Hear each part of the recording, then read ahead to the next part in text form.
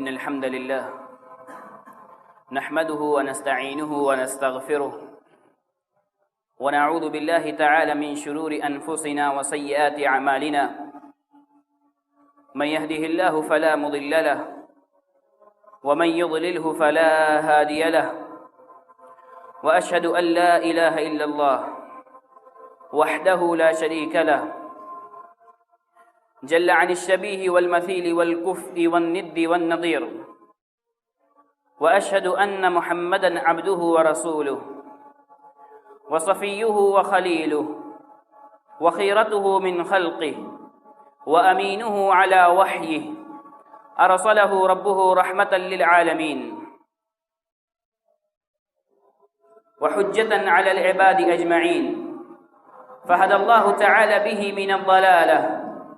وبصر به من الجهالة وكثر به بعد القلة وأغنى به بعد الأيلة ولم به بعد الشتات وأمن به بعد الخوف ووحد به بعد الفرقة فصلوات الله وسلامه عليه وعلى آله الطيبين وأصحابه الغر الميامين ما اتصلت عين بنظر ووعت أذن بخبر وسلم تسليما كثيرا أما بعد فإن خير الحديث كتاب الله وخير الهدي هدي محمد صلى الله عليه وسلم وشر الأمور محدثاتها وكل محدثة بدعة وكل بدعة ضلالة وكل ضلالة في النار فأعوذ بالله من الشيطان الرجيم بسم الله الرحمن الرحيم قاف والقرآن المجيد بل عجبوا أن جاءهم منذر منهم فقال الكافرون هذا شيء عجيب أإذا متنا وكنا ترابا ذلك رجع بعيد قد علمنا ما تنقص الأرض منهم وعندنا كتاب حفيظ بل كذبوا بالحق لما جاءهم فهم في أمر مريج أفلم ينظروا إلى السماء فوقهم كيف بنيناها وزيناها وما لها من فروج والأرض مددناها وألقينا فيها رواسي وأنبتنا فيها من كل زوج بهيج تبصرة وذكرى لكل عبد منيب ونزلنا من السماء ماء مباركا فأنبتنا به جنات وحب الحصيد والنخل باسقات لها طلع نضيد رزقا للعباد وأحيينا به بلة ميتا كذلك الخروج كذبت قبلهم قوم نوح وأصحاب الرس وثمود وعاد وفرعون وإخوان لوط وأصحاب الأيكة وقوم تبع كل كذب الرسل فحق وعيد أفعينا بالخلق الأول بل هم في لبس من خلق جديد وقال جل شانه في سورة التحريم يا أيها الذين آمنوا قوا أنفسكم وأهليكم نارا وقودها الناس والحجارة وقال النبي صلى الله عليه وسلم كما رواه ابن ماجه رحمه الله طلب العلم فريضة على كل مسلم وذكره الألباني رحمه الله في الصحيحة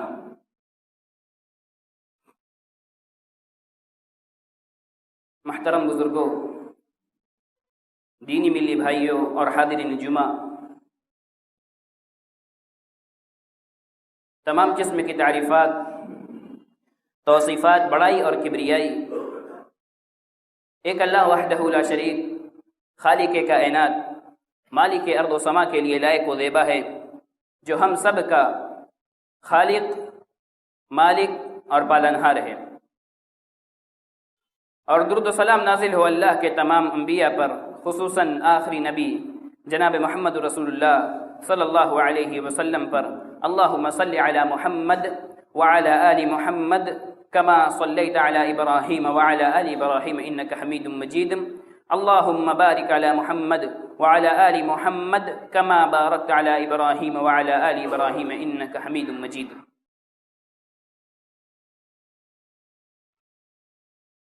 اسلام ایک سیدھا سادہ دین ہے جو اپنے ماننے والوں کو، مسلمانوں کو بلکہ تمام انسانوں کو ہر اس چیز کی طرف رہنمائی کرتا ہے جس میں انسانوں کے لیے خیر ہے، اور اسی طرح اسلام تمام انسانوں کو ہر اس چیز سے روکتا، منع کرتا اور ڈراتا ہے جس میں انسان کے لیے کسی بھی طرح سے کسی طرح کا بھی کوئی ضرر اور نقصان ہے۔ اسلام اپنے ماننے والوں کو اس خیر اور بھلائی کی طرف بھی رہنمائی کرتا ہے جس کا تعلق دنیا سے ہے، اور اس خیر اور بھلائی کی طرف بھی رہنمائی کرتا ہے جس کا تعلق آخرت سے ہے، اخروی زندگی سے ہے۔ اسی طرح اسلام ہر طرح کی برائی سے انسان کو بچاتا ہے، خواہ اس برائی کا تعلق دنیاوی زندگی سے ہو یا اخروی زندگی سے ہو۔ اسی لیے اللہ رب العالمین نے فرمایا وَهَدَيْنَاهُ النَّجْدَيْنِ، ہم نے انسان کو دونوں راہ دکھلا دی ہے، یعنی ہم نے انسان کو خیر بھی دکھلا دیا ہے اور شر بھی دکھلا دیا ہے۔ اسی طرح اللہ رب العالمین نے سورۃ دہر میں فرمایا کہ اِنَّا هَدَيْنَاهُ السَّبِيلَ إِمَّا شَاكِرًا وَإِمَّا كَفُورًا، کہ ہم نے انسان کو راہ دکھلا دی ہے، انسان کو ہم نے یہ بتلا دیا ہے کہ یہ خیر ہے، اما شاکرا و اما کفورا، یا تو وہ اس راہ پر چل کر میرے شکر گزاری کرے، و اما کفورا، یا ناشکری کرے۔ اسی لیے اسلام تمام انسانوں کو علم بلکہ شرعی علم کی ترغیب دلاتا ہے، کیونکہ اس میں انسان کے لیے مکمل طور سے خیر ہی خیر ہے، اور اس کے بالمقابل اسلام لوگوں کو جہالت اور ناخواندگی سے روکتا ہے، اس سے دور کرتا ہے، کیونکہ جہالت میں انسان کے لیے شر، ضرر، بربادی اور نقصان کے علاوہ اور کچھ نہیں ہے۔ لہذا ہم قرآن کریم میں مختلف آیتوں میں اور اللہ کے رسول صلی اللہ علیہ وسلم کی متعدد احادیث میں دیکھتے ہیں کہ اللہ کے رسول صلی اللہ علیہ وسلم نے اور اللہ رب العالمین نے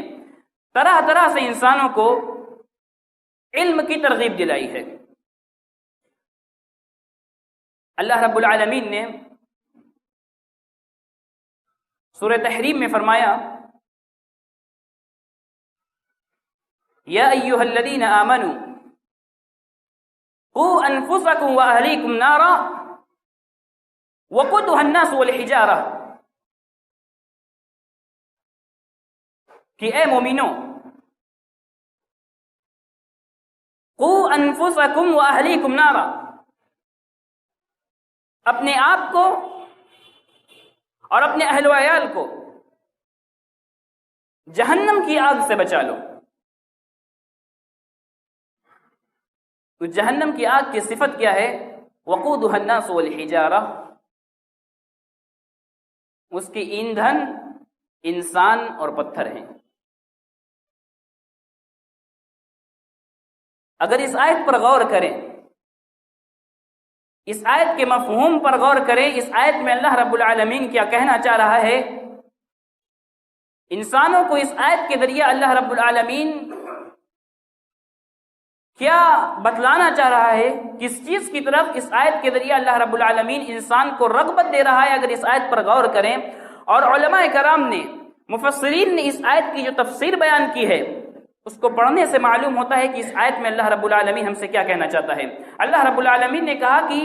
سب سے پہلے اللہ رب العالمین نے اس آیت میں مومنوں کو خطاب کیا، اہل ایمان کو خطاب کرنے کے بعد اللہ رب العالمین نے فرمایا کہ قوا انفسکم واہلیکم نارا، اپنے آپ کو اور اپنے اہل و عیال کو، اپنے نفس کو، اپنے گھر والوں کو، اپنے اقربا اور اپنے رشتہ داروں کو جہنم کی آگ سے بچا لو، کیونکہ جہنم کی آگ کے ایندھن انسان اور پتھر ہیں. انسان اسی وقت اپنے آپ کو اور اپنے اہل و عیال کو، اپنے اقربا اور اپنے رشتہ داروں کو اسی وقت جہنم کی آگ سے بچا سکتا ہے جبکہ اس کے پاس شرعی علم ہو، جبکہ اس کے پاس دین کا علم ہو. اگر انسان کے پاس دین کا علم نہیں ہوگا، اسے شریعت کی جانکاری اور شریعت کے مسائل کے متعلق کوئی علم نہیں ہوگا، تو انسان قطعاً اپنے نفس کو اور اپنے اہل عیال کو جہنم کی آگ سے نہیں بچا سکتا. اسی لیے مفسرین نے اس آیت کی تفسیر میں اسلاف اور صحابہ کرام کے جو اقوال بیان کیے، وہ اقوال اسی بات کی طرف اشارہ کرتے ہیں کہ انسان اپنے آپ کو اور اپنے اہل و عیال کو جہنم کی آگ سے اسی وقت بچا سکتا ہے جبکہ اس کے پاس دین شرعی علم ہو، دینی علم ہو اس کے پاس. اسی لیے علی ابن ابی طالب رضی اللہ عنہ نے فرمایا اس آیت کی تفسیر میں کہ علموا انفسکم واہلیکم الخیر. علی ابن ابی طالب رضی اللہ عنہ اس آیت کی تفسیر کرتے ہوئے کہتے ہیں اس آیت کا مطلب یہ ہے کہ اپنے آپ کو اور اپنے اہل و عیال کو خیر سکھلاؤ، خیر کی تعلیم دو. خیر کیا ہے؟ یعنی دین کی تعلیم دو، کیونکہ بغیر دینی تعلیم کے انسان اپنے آپ کو اور اپنے اہل و عیال کو جہنم کی آگ سے نہیں بچا سکتا. اگر علم دین کی اہمیت کے لیے فقط یہی آیت نازل ہوتی تو وہ کافی تھی. اس لیے کہ انسان کا اس دنیا میں آنے کا مقصد یہ ہے کہ انسان اللہ رب العالمین کی عبادت کرے اور اللہ رب العالمین کے اوامر کو بجا لاتے ہوئے اپنے آپ کو جنت کا مستحق بنا لے اور جہنم سے اپنے آپ کو بچا لے. اور اس آیت میں اللہ رب العالمین نے یہ کہا کہ اگر، جیسا کہ علماء نے اس کی تفسیر کی ہے کہ اگر انسان کو اپنے آپ کو جہنم کی آگ سے بچانا ہے تو اس کے لیے شرعی علم کا ہونا اور دینی علم کا ہونا ضروری ہے.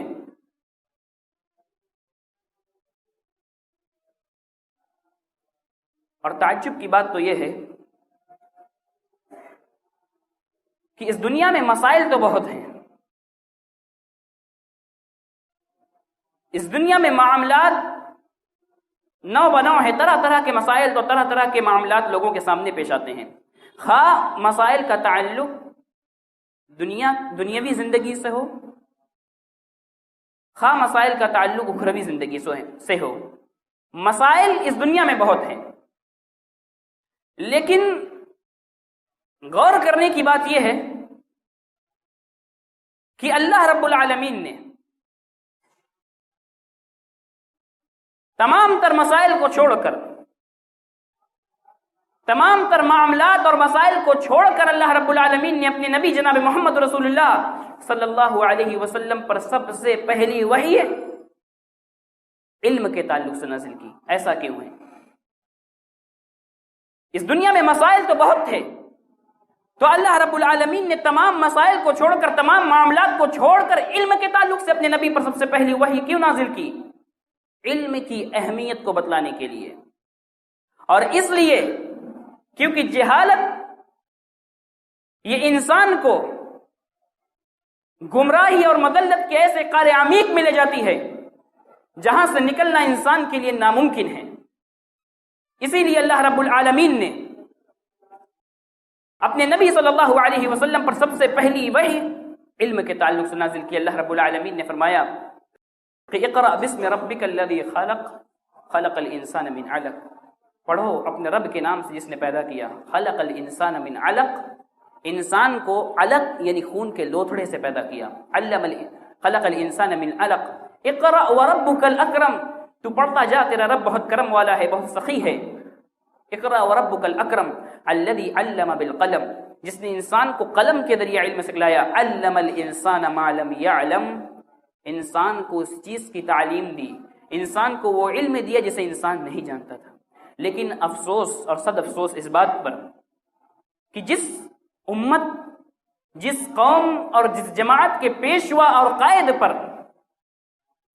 سب سے پہلی وحی علم کے تعلق سے نازل ہوئی، آج وہی جماعت،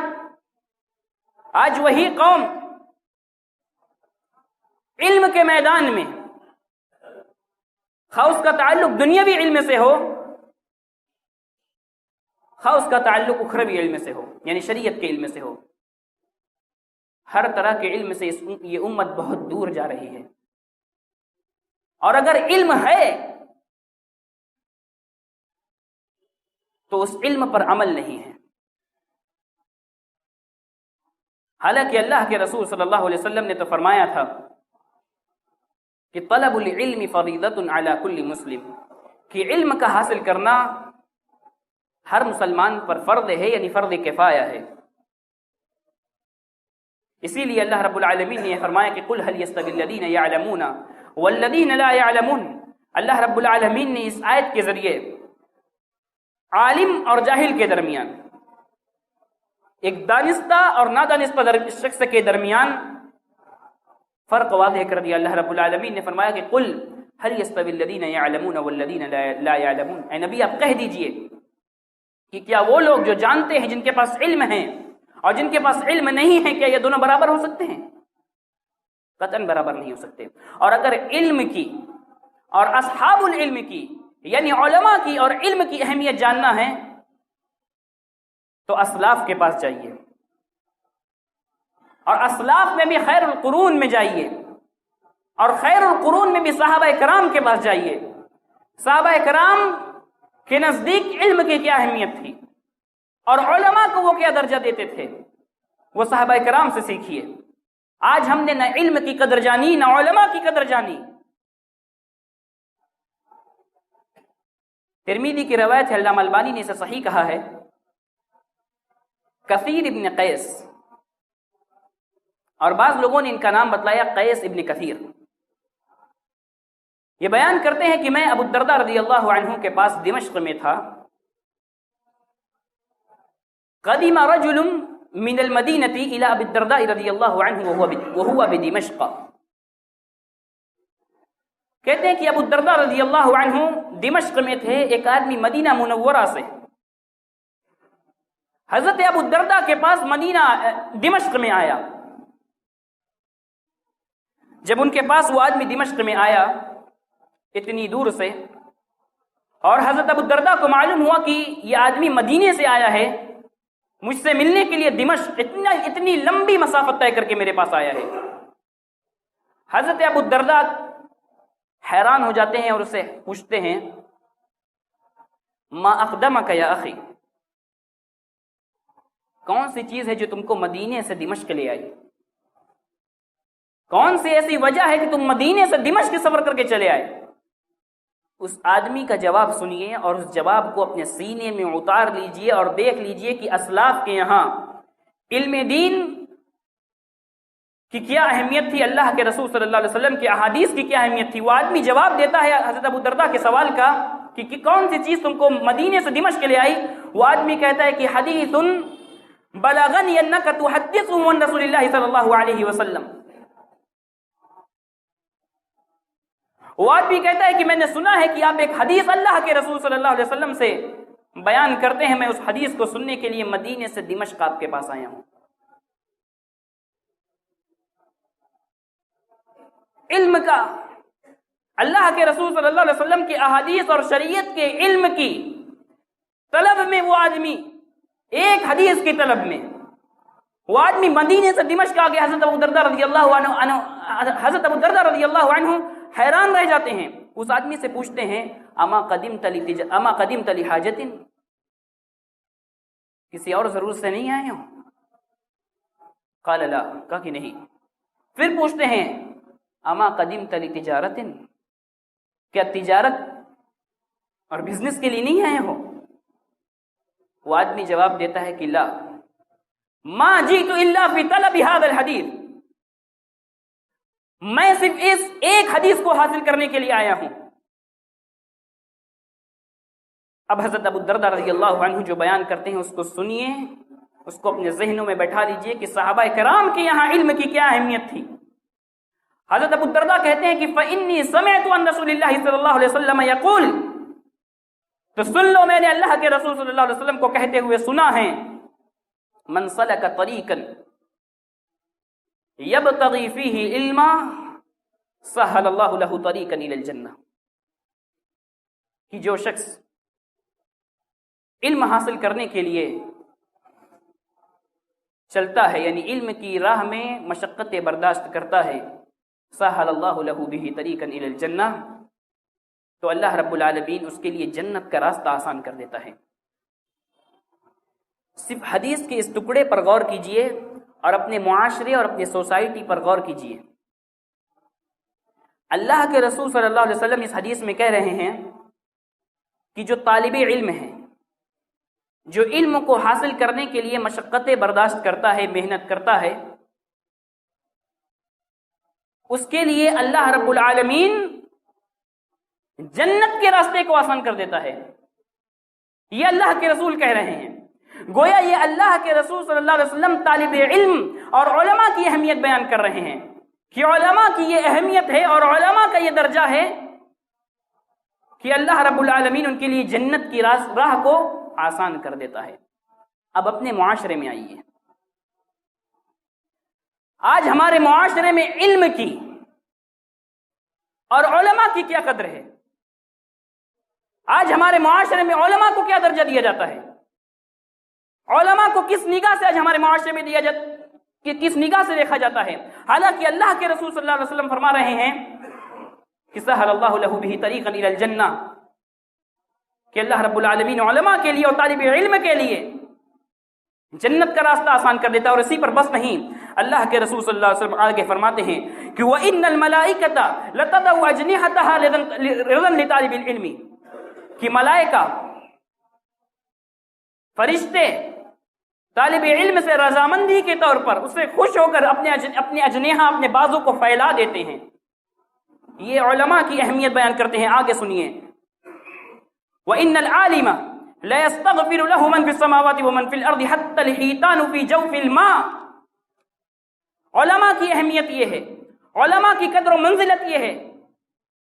کہ آسمان و زمین کی تمام چیزیں، حتیٰ کہ پانی کے اندر مچھلیاں بھی علماء کے لیے استغفار کرتی ہیں، ان کے لیے اللہ رب العالمین سے مغفرت طلب کرتی ہیں۔ یہ علماء کی اہمیت ہے اور اللہ کے رسول یہ اہمیت بیان کرتے ہیں۔ اس کے بعد اور سنیے،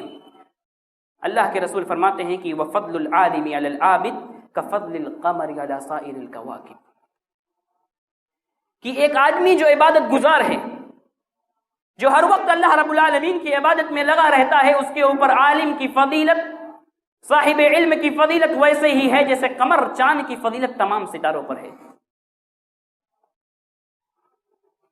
ان چیزوں پر غور کرنا چاہیے۔ اس کے بعد اللہ کے رسول صلی اللہ علیہ وسلم نے جو بیان کیا اس پر تو اللہ کے رسول صلی اللہ علیہ وسلم نے فرمایا کہ ان العلماء ورثۃ الانبیاء وان الانبیاء لم یورثوا دینارا ولا درہما، کہ علماء یہ انبیاء کے وارثین ہیں، یہ انبیاء کے وارث ہیں، اور انبیاء یہ علم کے وارث بناتے ہیں، دینار اور درہم اور مال و دولت کے وارث نہیں بناتے۔ حدیث کے اس ٹکڑے پر غور کیجیے اور اپنے معاشرے پر غور کیجیے۔ اللہ کے رسول یہ کہہ رہے ہیں کہ علماء یہ انبیاء کے وارث ہیں، ان کا درجہ کیا ہے؟ یہ انبیاء کے وارثین ہیں۔ اپنے معاشرے پر غور کیجئے کہ آج انبیاء کے وارثین کو کیا درجہ دیا جاتا ہے، آج انبیاء کے وارثین کو کس نگاہ سے دیکھا جاتا ہے۔ صحابہ کرام، جب اللہ کے رسول صلی اللہ علیہ وسلم کا انتقال ہو گیا، صحابہ کرام جب مسجد نبوی میں بیٹھ کر احادیث کا اور قرآن کا درس لیا کرتے تھے تو صحابہ کرام ایک دوسرے سے کہتے تھے کہ آئیے نبی کی میراث مل رہی ہے اس کو حاصل کر لیں. آج اسی میراث کے حاملین کو یعنی علماء کو اس دنیا میں اور اس معاشرے میں کیا درجہ دیا جا رہا ہے، یہ موضوع غور طلب ہے. اور ایسا نہیں ہے کہ انسان علم دین سے بے نیاز ہے، علم دین سے مستغنی، ایسا نہیں ہے، بلکہ انسان اپنی زندگی کے ہر لمحے میں ہر وقت میں علم دین کا محتاج ہے. اسی لیے ابن مسعود رضی اللہ عنہ کہا کرتے تھے کہ تعلموا العلم فإن أحدكم لا يدري متى يحتاج إليه. علم حاصل کیا کرو، اس لیے کہ تم میں سے کوئی شخص یہ نہیں جانتا کہ کب اسے علم کی ضرورت پڑ جائے گی. آخر میں اللہ رب العالمین سے دعا ہے کہ ہمیں کہنے سننے کے مطابق احسن طریقے سے عمل کرنے کی توفیق عطا فرما، اور علماء کی اور علم کی قدر کرنے کی توفیق عطا فرما، اور جب تک اس دنیا میں زندہ رکھ، اسلام پر زندہ رکھ، اور جب ہمارا خاتمہ ہو تو ایمان پر ہو. آمین. وآخر دعوانا الحمدللہ رب العالمین. الحمدللہ رب العالمین، والصلاة والسلام على سید الانبیاء والمرسلین نبینا محمد وعلى آلہ وصحبہ اجمعین. اما بعد، فإن خير الحديث كتاب الله، وخير الهدي هدي محمد صلى الله عليه وسلم، وشر الأمور محدثاتها، وكل محدثة بدعة، وكل بدعة ضلالة، وكل ضلالة في النار. فأعوذ بالله من الشيطان الرجيم. بسم الله الرحمن الرحيم. إن الله وملائكته يصلون على النبي يا أيها الذين آمنوا صلوا عليه وسلموا تسليما. اللهم صل على محمد وعلى آل محمد كما صليت على إبراهيم وعلى آل إبراهيم إنك حميد مجيد. اللهم صل على محمد وعلى آل محمد كما صليت على إبراهيم وعلى آل إبراهيم إنك حميد مجيد. اللهم بارك على محمد وعلى آل محمد كما باركت على إبراهيم وعلى آل إبراهيم إنك حميد مجيد. عباد الله رحمكم الله، إن الله يأمركم بالعدل والإحسان وإيتاء ذي القربى وينهى عن الفحشاء والمنكر والبغي يعظكم لعلكم تذكرون.